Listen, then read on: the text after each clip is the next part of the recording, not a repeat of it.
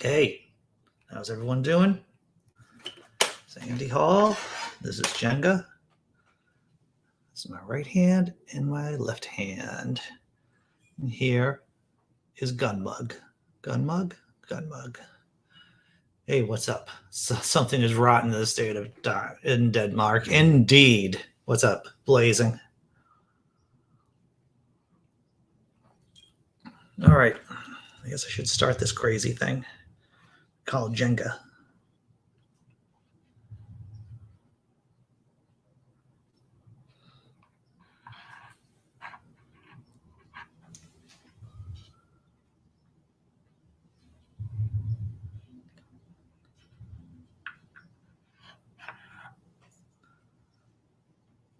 So I feel like I've been productive.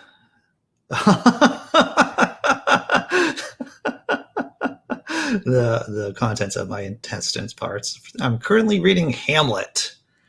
There was Kenneth Branagh did what I feel to be a good rendition of Hamlet in the movie, the movie Hamlet, out in the '90s. Maybe it was like one of those 3.5 hour movies where maybe it was even longer because, as you well know, Hamlet, when you usually see Hamlet on stage or when you see Hamlet in the theater, it's an abridged version. But Hamlet did, but Kenneth Branagh did a unabridged version of Hamlet, and it's a long play. It is a long play.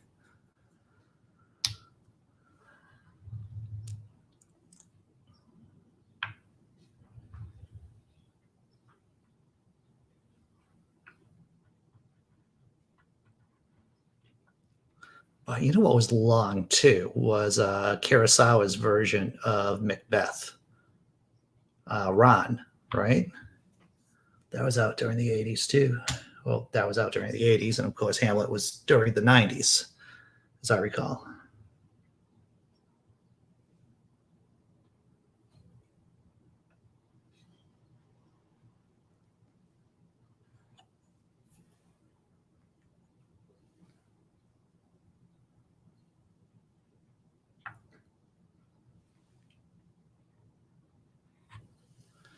Hey, what's up, Tobin? Some lady on Facebook just messaged me out of the blue to tell me how horny she is. Very good. Very good, Blazing. Yeah, there seem to be a lot of scams on Facebook. Not saying that that's a scam, Blazing. Well, what's up, Wild Eden? But there's a lot of scammers on Facebook. On the regular, I have, people who I don't know try to friend me, and these people happen to be like 20-something-year-old. Oh, their profile pictures are like 20-something-year-old beautiful women with names like love you lots.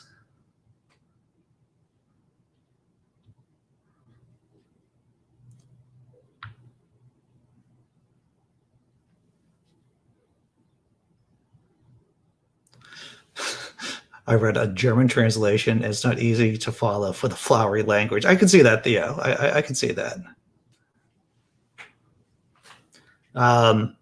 Blazing is talking about a young lady who just messaged him on Facebook saying how horny she is.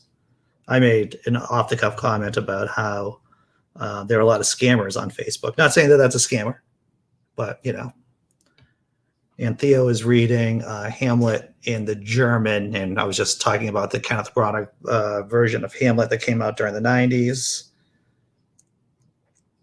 And then I chatted a bit about Kurosawa's version of Macbeth, Ron, which came out, I believe, in the early '80s. Yeah, it's always kind of an awkward time here, to tell you the truth, Jesse Beer. There's always somewhat awkward.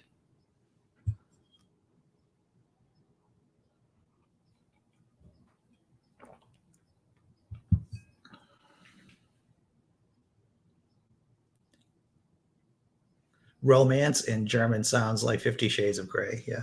What I like about the German, what's fun about the German language is hearing the 50 syllable words, right? There's so many syllables in a word. They're like they just mash words up together.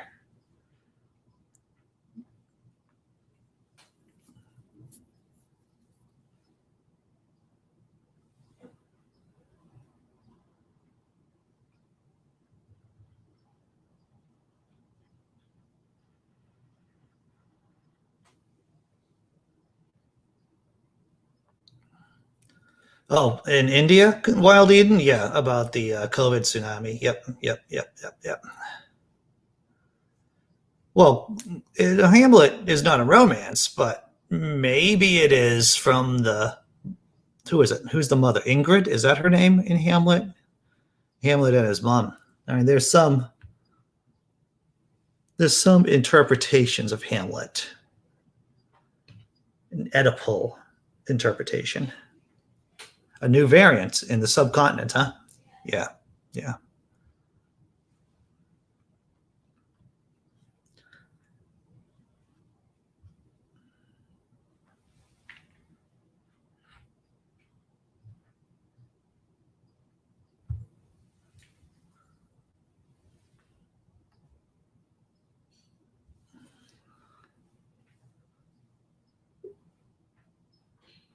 Bad infrastructure when it comes to hygiene. Yeah, that's how I understand. Um, UK has the first few cases.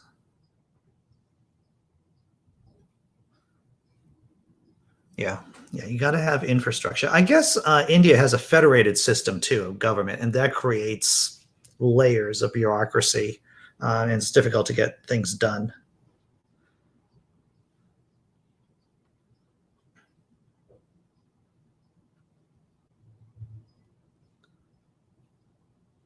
I may not know much about the subcontinent, but I know one thing: Hindu fundamentalism is not the answer. I'm looking at you, Prime Minister Modi. Oh yeah, yeah. There's a whole Hindu science going on there, Tobin Templeman. There's some weird stuff going on.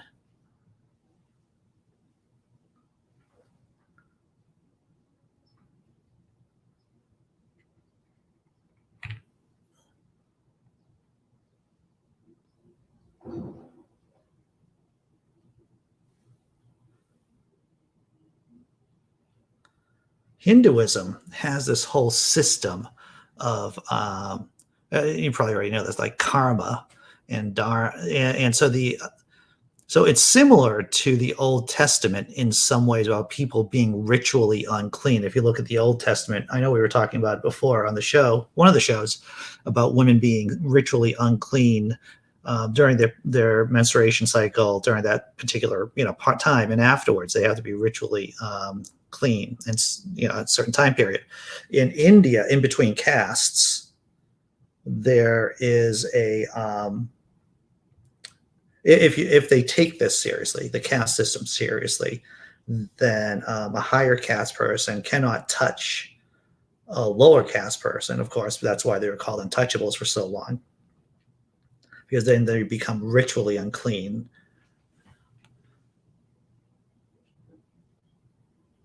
They put sin, or they make what we would consider sin in a way, like a disease, like a disease that you can catch from touching a person.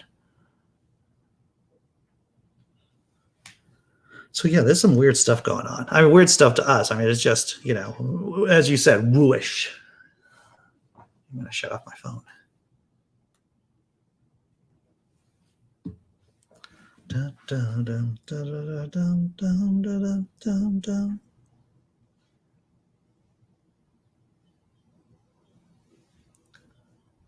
Feel like I'm watching the world burn. Well, Wild Eden. Um, I don't know. I don't know. It's yeah. It makes me feel better that and it's easy to get. Let me say this: it's difficult to stay healthy, mentally healthy, the world as it is. Yeah. Well, that's beautiful, isn't it? The ours are footage of the Icelandic volcano.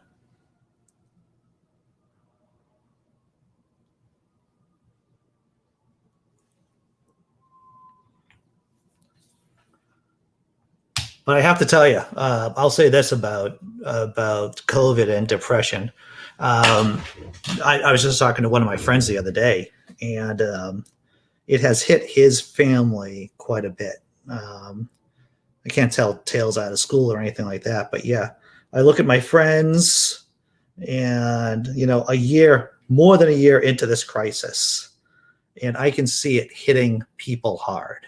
I can see it hitting individuals. I can see it hitting families, people who were, fragile, psychologically fragile before COVID hit, have it's just hit them harder than many of us.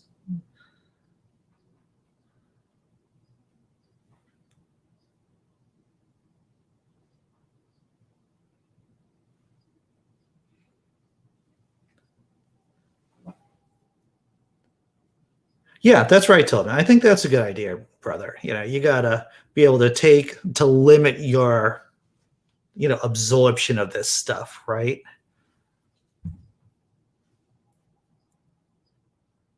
I know when to turn off.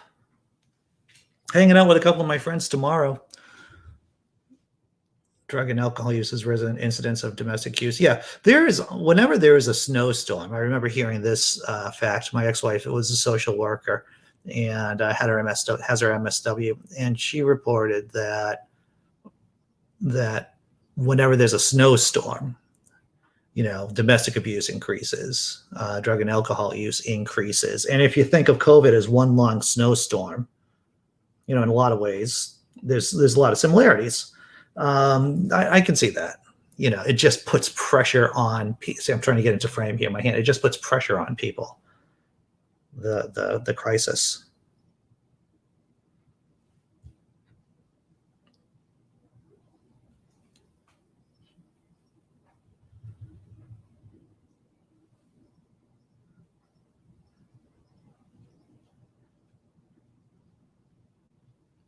What I've been doing is that I've been contacting people and calling people regularly just to see, close people within my clique, just contacting them, seeing how they're doing,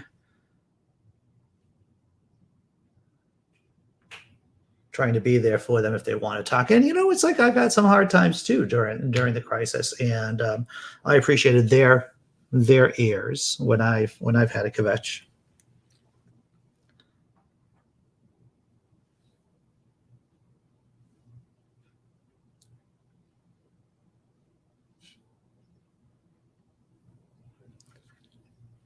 Laughing. I wanted to ask you, since your kids are teens, do you have advice on how to teach atheist kids not to be an ass about being an atheist? We talk about tolerance often. It's about compassion, isn't it? It is about compassion for other people and effectiveness. How and teens are going to run their mouths anyway. I wasn't even an atheist when I was a teenager, and I ran my mouth.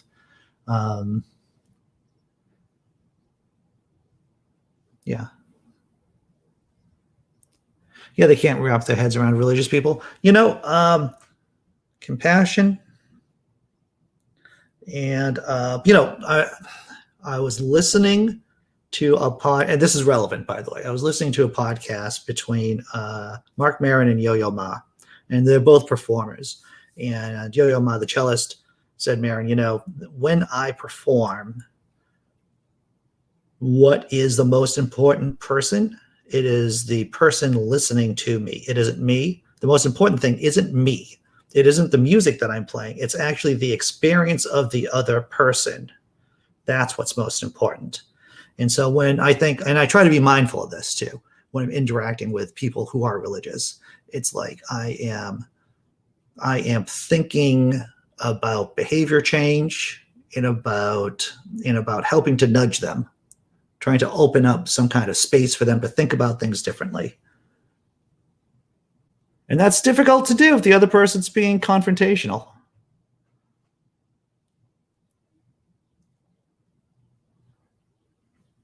And once again, everyone is impaired in a certain way. No one is perfect. Everyone, we have these bad brains. No one is perfect. And, just because you're an atheist doesn't mean that you're some kind of Superman, some kind of Ubermensch,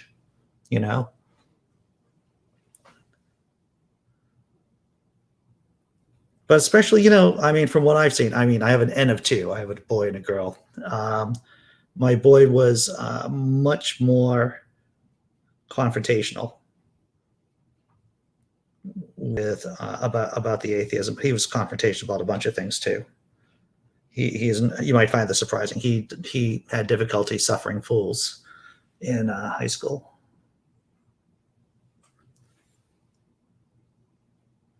But ultimately, I will, and I can't tell you all of my stories about my kids because, I don't think my kids would want to share all the stories.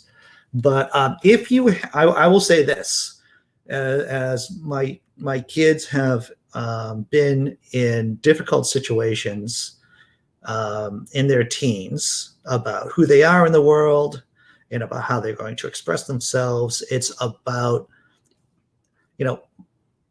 my kids have good hearts and good heads. So even though there's awkwardness and difficulty, you got to give the kids space to figure it out on their own in a lot of ways, right? Especially teenagers. Theo says, for me, you can have your favorites and dislikes and questionable beliefs as much as you want, as long as you don't feel compelled to force others on your view. Yeah. My one that comes off rude is only elementary age. They're so kind and loving, but it's not logical. They are so kind and loving, but it's not logical, so they come off as condescending, rude. Yeah, some of it's just social skills training too, Jesse. My kids, quirky, much like me, and I know, like I said, for me, I've had to look at people with good social skills and try to reverse engineer that. And another thing too, younger kids, even smart children in elementary school, they have difficulty with abstracting, right? With abstractions. It's very solid and rule-based. Piaget, the child psychologist, and mind you, I'm not a psychologist. This is not official therapy at all whatsoever. But Piaget noted that children go through, and that we all go through, these different developmental stages. And at some points early on, children have difficulty with abstract concepts. And they're stuck in white or black, right or wrong kind of dichotomies.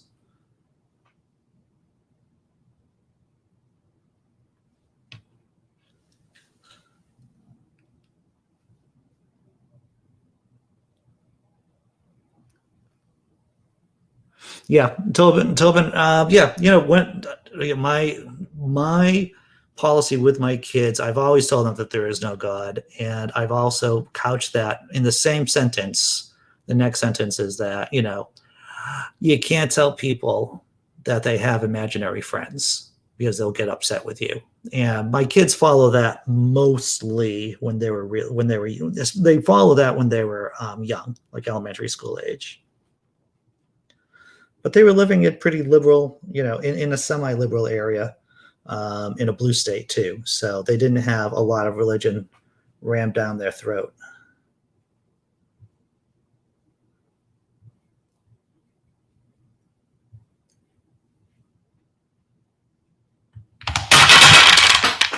Well, that did not work. Yeah, Annie knows things. I took my child psychology class. I actually did an experiment. Well, it wasn't an experiment. It was kind of an experiment, right? So I was going out with this girl at a time, and she had nephews who were young, elementary school kids, right?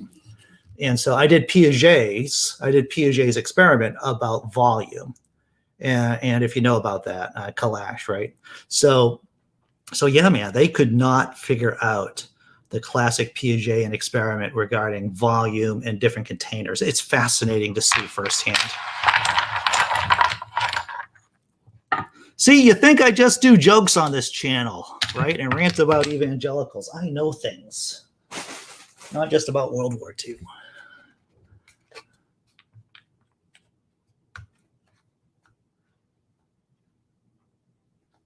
Well, that's a double standard right there, Jesse, and that would get me angry. That would get me angry as a parent, about double standards.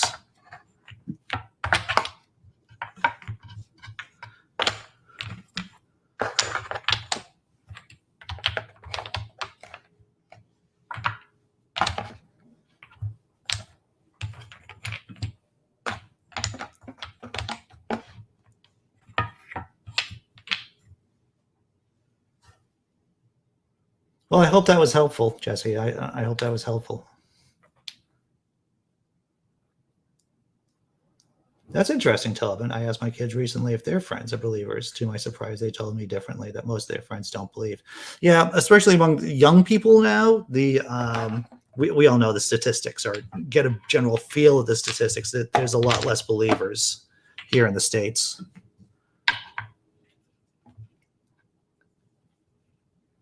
That's funny, Blazing. I don't know. Just divide your mass by your volume. That's clever. I like that. Going to use that, Blazing.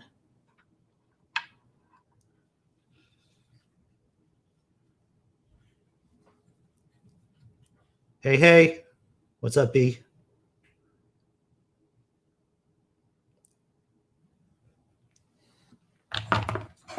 Well, in my house, when there is just no way of getting around me being different, and it's just part of my core. I mean, I had a disability when I was a kid. I've always told my kids, like, I used to ride the little bus for a year, and I still remember the little bus, and I remember the special school too. And I think that was quite formative in my own character development. So yeah, I'm not surprised that my kids do not walk with the other ducks.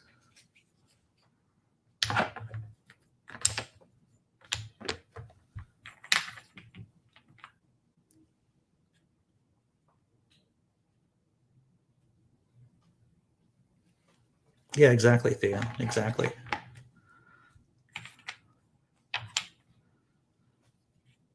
If anybody's wondering about the weather situation here in Boston, it stopped snowing. Now it's just crappy and rainy.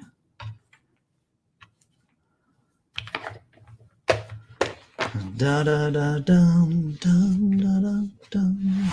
All right.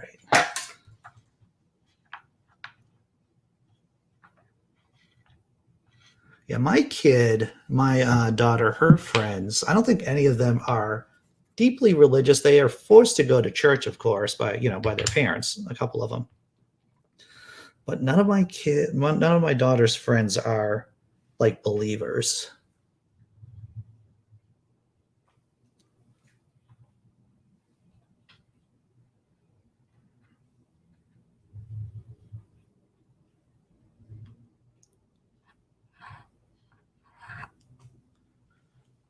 The camera's not right.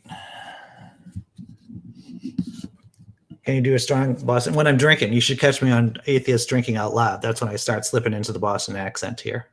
That's I can't do it on cue. I can't do it on cue. But when I'm drinking, that's when it really pops out. Did you hear about the flash floods in Saudi Arabia, turning the deserts into running rivers? I have not heard that. Wild Eden. Hailstones as large as tennis balls damaging cars. Yikes. I wonder if that is climate change related. You know what I haven't heard about? I know there was a vote in Greenland like a week ago, maybe 2 weeks ago, about mining. We covered it in the morning show about mining in Greenland. I didn't know. I haven't seen any follow-up news on that. There are these rare earth minerals in Greenland that an Australian company backed by China was interested in digging or excavating.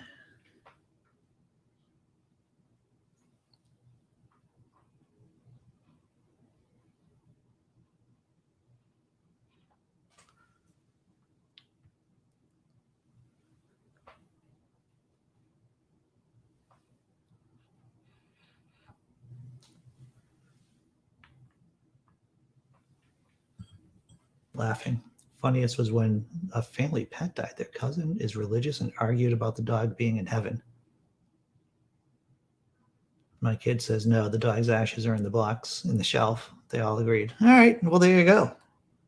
If the dog goes to heaven, does that mean the pigeons go to heaven? Does that mean, the spiders go to heaven? it's an interesting way of this kind of humor, this reductio, what is it? And reductio ad absurdum, right? Bringing the argument to its absurdist logical ends. It's like, so if the dog's going to heaven, who else is going to heaven?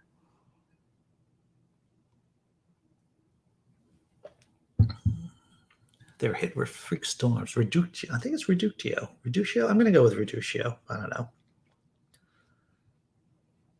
I did not do well in Latin back in high school.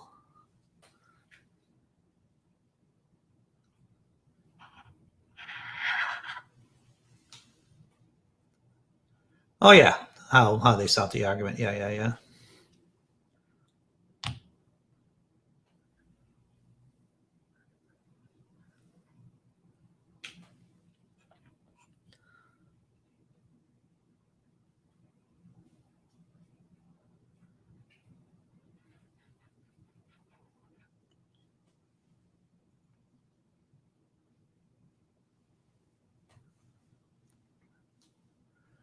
Not sure. Do your kids feel believe in wonders and magic, Jesse? That's an interesting question, Theo. Right?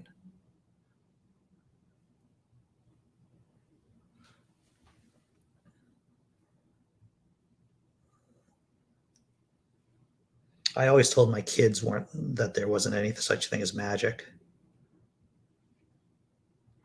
I would do this bit. I'm sure you've heard me say it before. My daughter came home one day from school, and she told me her first syllogism, her first and second syllogism, actually. So the first syllogism went, magic isn't real. Santa is magic. Santa isn't real. And then she said, God is magic. No, she said, magic isn't real. God is magic. God isn't real. So it was funny because she went with Santa and God, and Santa and magic, and then, well, magic and Santa, and then magic and God. And it was hilarious. I love telling that story. Always gets laughs. Always gets laughs. Amongst the right crowd.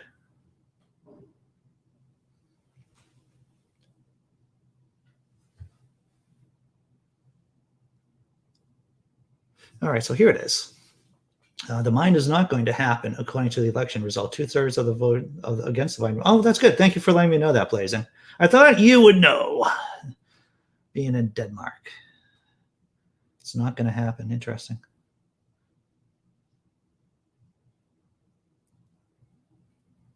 That's good, Jesse. That's a good policy right there, right? I always told my kids that there's no such thing as magic. And when they said, well, when Christmas came along, what's magic? I would always be like, well, what do you think? And eventually, they figured it out on their own.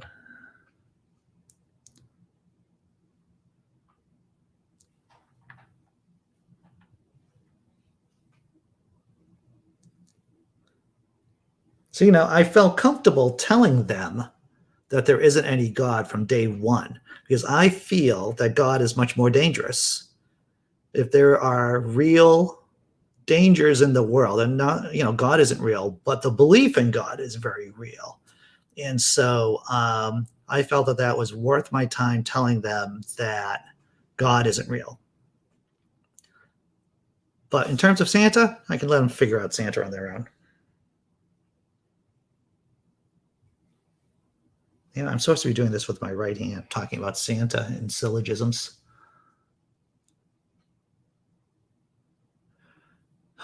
Get my kids magic sets. Magic sets are great, Tobin. There was a point that I was doing magic too when I was a kid. I even made it like homework lesson. Get to see them if they can trick dad. That's clever. That's good. That's good incentivizing good behavior, Tobin Templeman. I have to tell you that one of the main concerns when I tell people, hail Satan, when I tell people that I always tell my kids there wasn't any such thing as magic. The next question is, well, what did that do to their imaginations? And I say that did absolutely nothing. If anything, my kids are, my daughter's an artist. And they both done like Dungeons and Dragons, very much into the arts, very much into the creative scene. And And so, yeah, telling your kids that there's no such thing as magic actually does nothing. That there is no discernible effect, at least for my N of two, my two kids. There's absolutely no effect on their creativity. They're still both super creative people.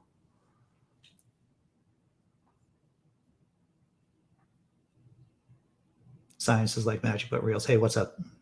What the hell are you doing, Andy? What am I doing? What am I doing? I don't know. Right now, I'm doing Jenga. But what am I doing really in a deeper sense? I don't know. And I think as I've gotten older, I'm kind of comfortable with that. When people ask me what I do, I'm like, I don't know, man. I do lots of things. When I was dating, you know, years ago,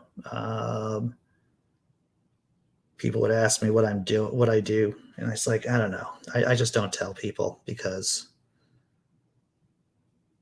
I just don't tell people, and that would at least get the other person interested. And of course, I would tell them, but it's just another Jedi trick.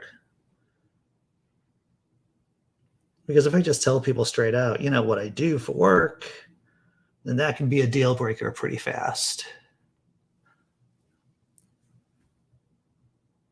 Block and roll, blocking and rolling.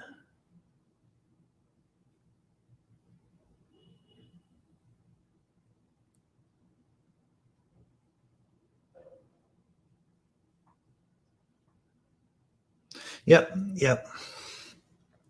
Well, you know what was interesting with my kids and Santa is that there was a point that they knew Santa wasn't real, but they were afraid to say it out loud because they thought the stream of presence would stop.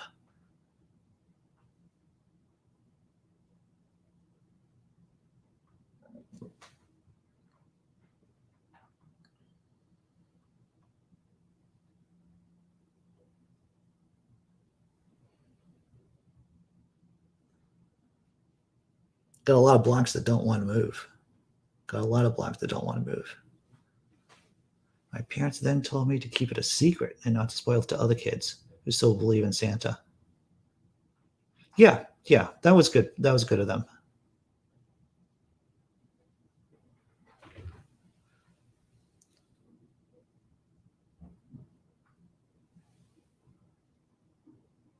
Now, here's a question. I feel, no, here's a statement for me.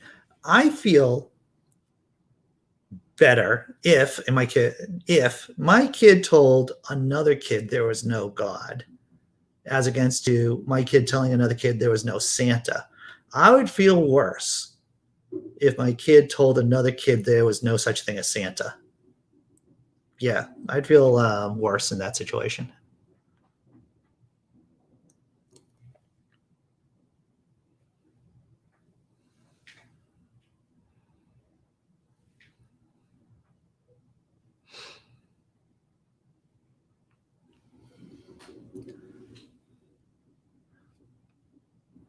Oh yeah, this is true. Magic, yeah, magnets seem like magic. Yeah, I will say this: my parents were crazy. They did give me a set of encyclopedias when I was young, and they did give me a lot of science for kids kind of books when I was young too. Like, and a lot of trivia books too, like why things work. Um, a lot of those type of books.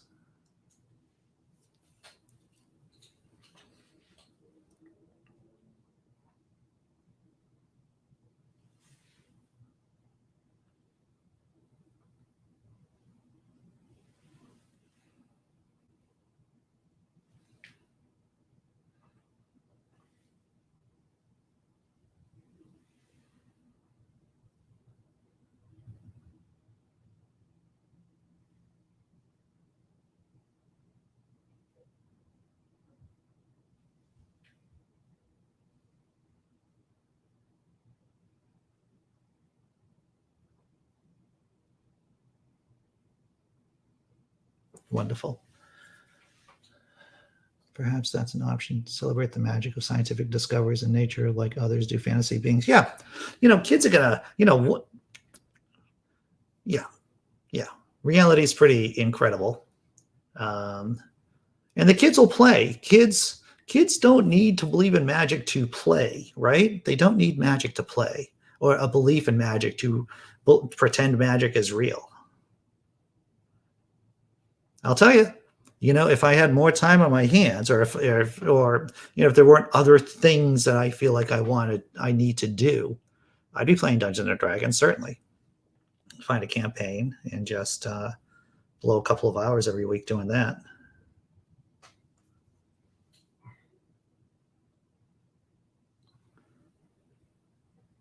My daughter's in 2 Dungeons and Dragons campaign right now. I think she plays a necromancer or something like that in one of them.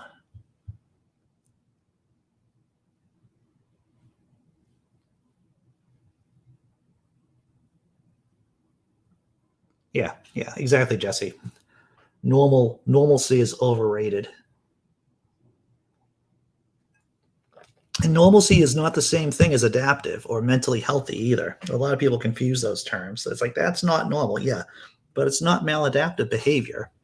Just because it's not normal doesn't mean it's unhealthy. Those are 2 different terms. You shouldn't conflate the concept of normality with healthy.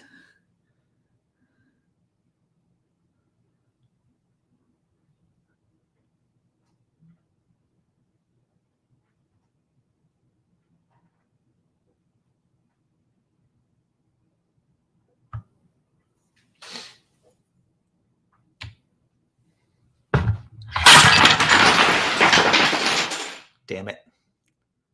I fucking hit the goddamn fucking thing.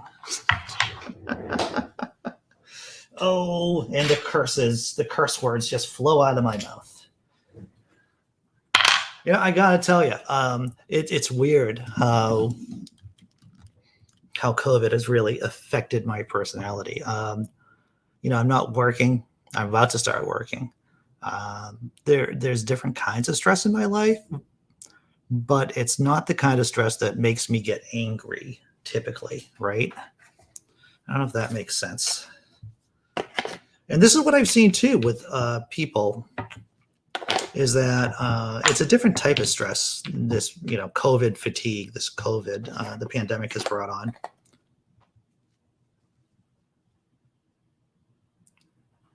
There was not even a game move. Those are the best crashes, though they're completely unexpected.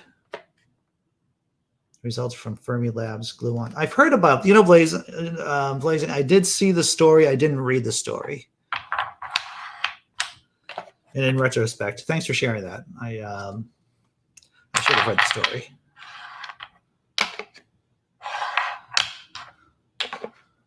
Well, I think I'm going to pack up shop after I pack up the blocks. I got a bunch of crap I got to do today. Yeah, I've been trying to be productive today.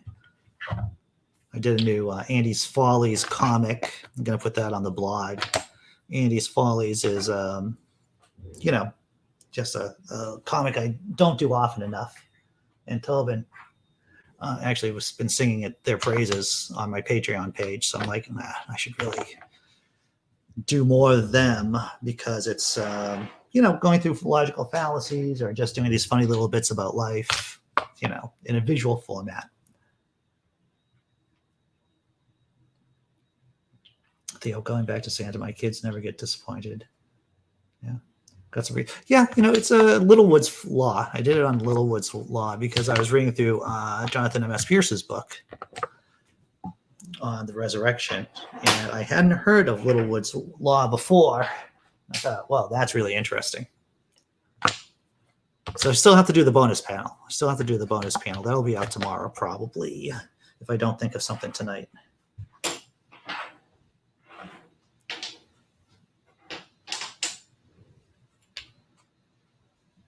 My kids know mom and dad worked very hard to get some. That's good. I feel for decades my life things were pretty mundane. Then within a few months, it's been a snap, crackle, pop. Well, that's how it is. It's like punctuated equilibrium, Wild Eden, right? It's like things are normal, and then things suddenly go not normal, and then things plateau again. Punctuated equilibrium. Heard that term, or first heard that term from reading Jerry Coyne's book, Why Evolution is True.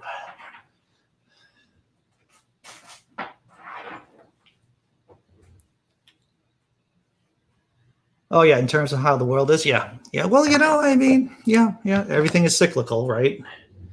Cycles within cycles.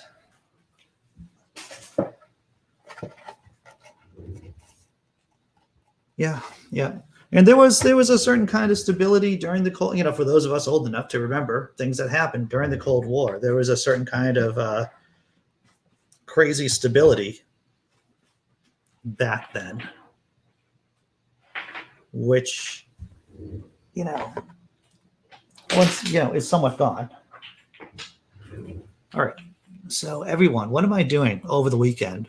I don't know. I'm going to be dropping an old video, because like I said, I hate freaking ads. I hate ads on YouTube. They're driving me freaking nuts. I was listening to I was watching a video today about a battle in the 1380s of the Russians versus the Golden Horde, the Mongols. And for like a 15-minute video, I had to watch like a couple of sections of ads. So I'm dropping a video sometime tomorrow. It'll be one of the older but good videos, probably a best advice ever, maybe, or one of the long form conversations I had without ads for members. And I'll be doing that for the Patreon people too. So that's what I'm going to be doing over the weekend. I'm on B's stream tonight at 8. I'm also on a stream over at Free Thought Profit on Sunday at 2 p.m. Eastern. And those are the things I'm doing. It's very fascinating stuff. The hardest part of this sort of science is collecting the data. Right. They generate so much data. They have to select a tiny part to study. They can't save it all. Yeah. All right, everyone, I'm going to sign off. And get more stuff done. I'll talk to you later. Over the weekend. Bye.